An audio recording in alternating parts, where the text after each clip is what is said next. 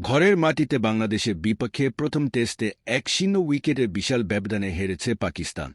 এমন ভরাডুবিতে ক্রিকেটারদের রীতিমতো শুলে চড়াচ্ছেন দেশটির সাবেকর। ধাক্কা কাটিয়ে দ্বিতীয় টেস্টে ঘুরে দাঁড়াতে মরিয়া স্বাগতিকর। এবার বড় রদবদল এনে দ্বিতীয় টেস্টের স্কোয়াড ঘোষণা করেছে পাকিস্তান ক্রিকেট বোর্ড পিসিবি। এবার দ্বিতীয় টেস্টের দলে ডাক পেয়েছেন দুজন। দিকে প্রথম টেস্ট চলাকালেই সন্তানের বাবা হয়েছিলেন শাহিন শাহ আফ্রিদি। দ্বিতীয় টেস্টে তার না খেলারই কথা ছিল। তবে দলের পরিস্থিতি বিবেচনায় তাকে রেখেই স্কোয়াড ঘোষণা করা হয়েছে।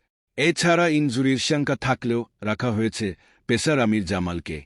বিশ্ব টেস্ট চ্যাম্পিয়নশিপের অংশ এই টেস্ট সিরিজে সমতায় ফিরতে মরিয়া শান মাসুদের দ্বিতীয় টেস্টের জন্য পাকিস্তানের স্কোয়াড।